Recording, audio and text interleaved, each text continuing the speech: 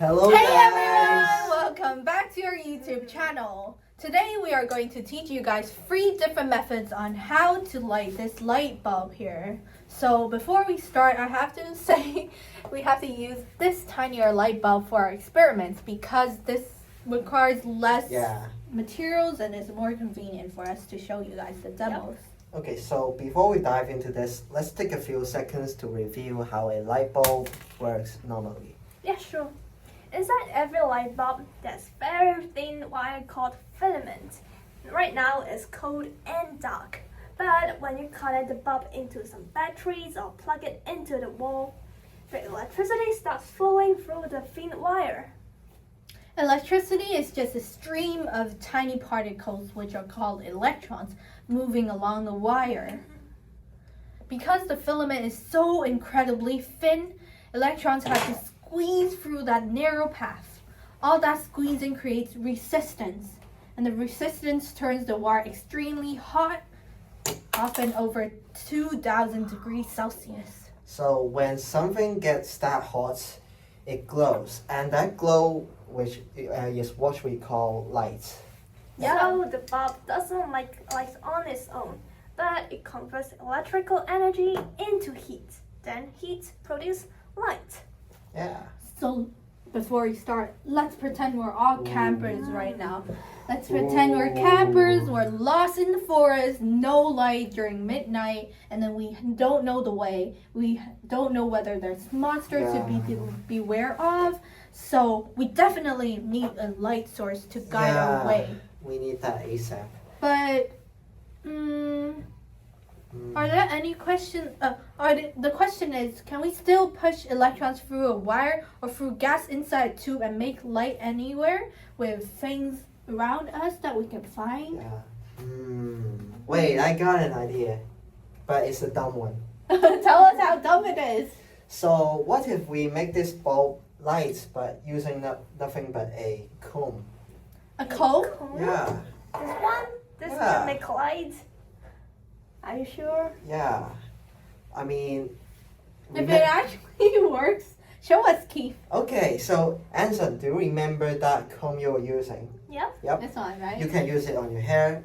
Okay. And when you notice how when you rub it super fast on your hair or sleeve, the comb steals tiny invisible things called electrons. And now that the comb is super angry with extra electrons, we call that static charge. Wow, my hair is flying upwards. Yeah, because your comb is now supercharged. It's like having a invisible sticky hand that pulls your hair. And watch this. Evelyn is now going to hold the charged comb and really close to this bulb right here. Whoa! Let's see. The big angry... It creates a tiny spark for 1 second. Yeah. So basically the big angry static from the comb shouts at the gas inside of the bulb, and the gas gets scared and jumps around and glows for just a tiny moment. So the comb is just a tool for the static force to work efficiently? Yeah, basically. So, but the flash itself is too weak and it disappears too quickly. And we cannot walk through this monstrous forest with just a flash that works in half a second, right? I always heard that there are circumstances where electrostatic force won't work. How does that work? So basically, imagine this. So electrostatic force are generated by using frictions in this case, where you rub your comb against your hair. And in humid environments, take for example a rainforest. In rainforest, the weather is generally humid, and so your friction is vastly decreased. And so even if you created a static charge, the charge won't be a strong enough charge in order for you to light a bulb. Right. Yeah. That's why it's so hard for it to work for long. As I can see, just now it only created instant spark, but not for long. Yep. However, we need a light source that is a long-term one. So are there any more ideas? Let's see what we have. Wait, we have some Wow, batteries that's nice. here. Oh, Let's try it, okay? Okay. I think it works. how? So now, let's imagine this is a toy train on a track. Yep. The batteries, then the train station that gives the train power. And the wires Evelyn is holding, they are the train tracks. The light bulb here, this is the magic tunnel with lights that have spinning signals inside. For the train to move, the tracks have to make a big loop all the way back to the station and have to have no gaps. So let's build our railway together right now. Yep. Keith, let's hold the batteries here. Yep, battery Evelyn here. making the complete circuit of the wires. And here's the light bulb. Yep. Remember to watch closely. Yeah. Because this is very small and you have to pay attention. Yep. So you can see now we have a single way for the train to move. So the train can reach the station, but it cannot get into the tunnel yet. Yep. And the bulb is still stuck, right? Yep. Right here. So That's the now train we're station. connecting the last piece of the track. Yep.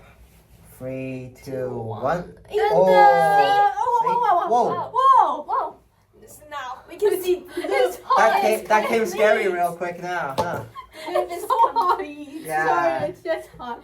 Yeah, the tunnel is lit up. The train made it. Yeah, let's Exactly. go. Complete track means complete circuit. Yep. The train can move all the way and powers the tunnel's light.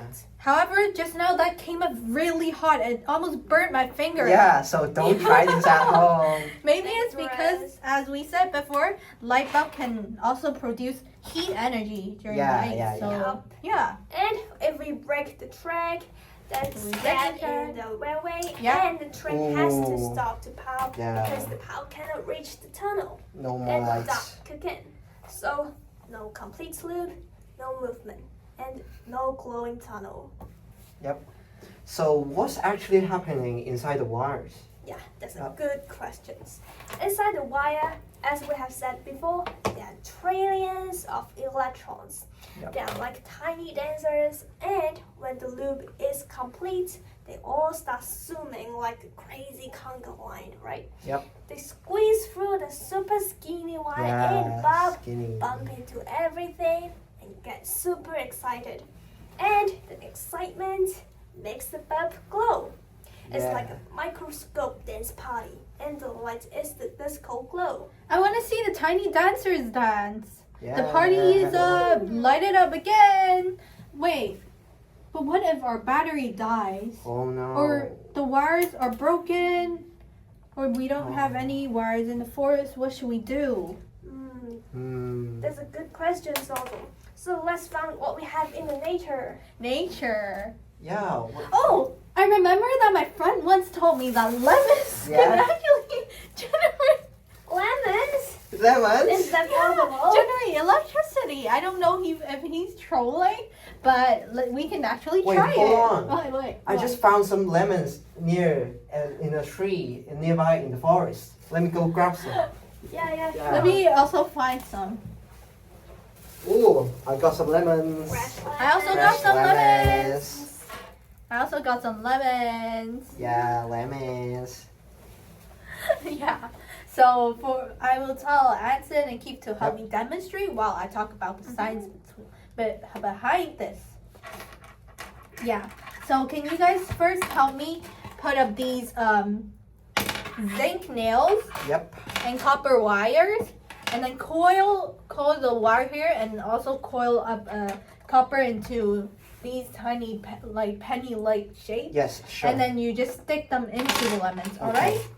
Yeah. So, all we need is these two metals, right? And this one is zinc, and this one is copper. The reddish brown one, copper. This one's silver zinc. And these two metals hate being equal. It's just like two kids who always want to fight about who has more tiny invisible particles. So the metals are like the two kids who are fighting for the same toy. Yeah, They hate having the same mark in exams, same clothes, same toys.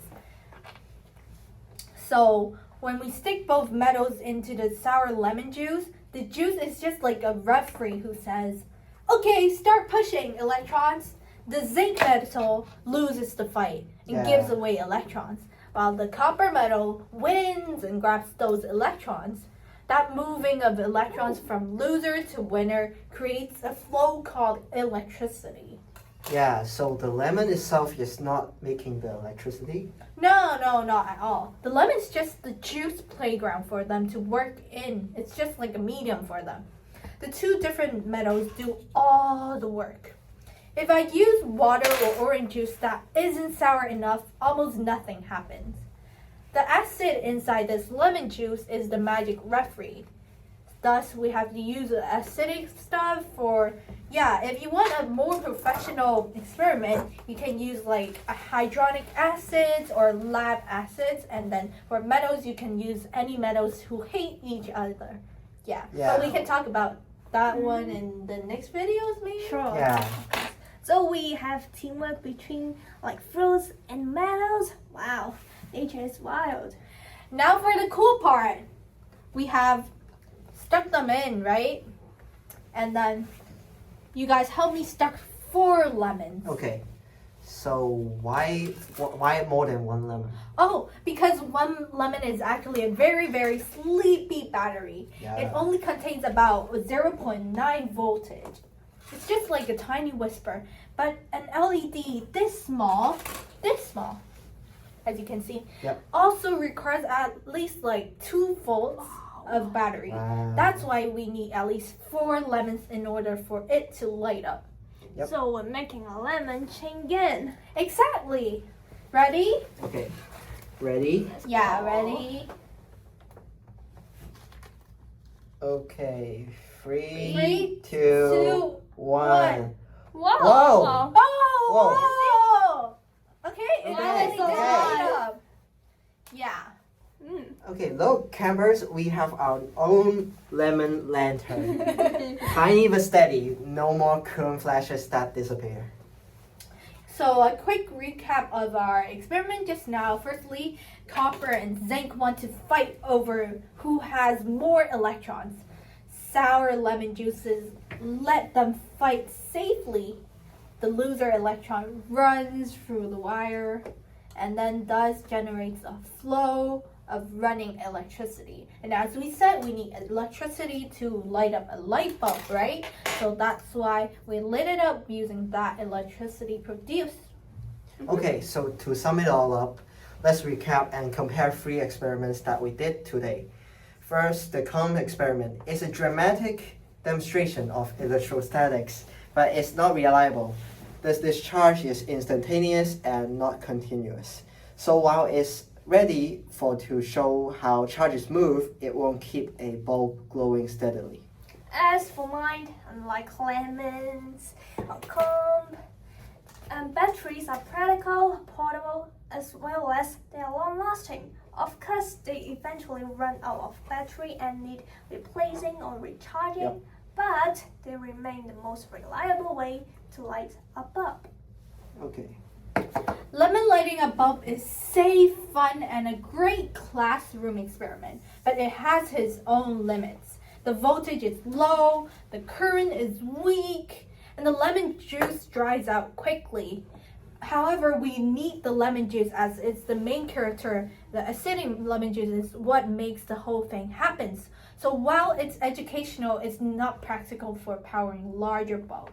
Yeah, that's right.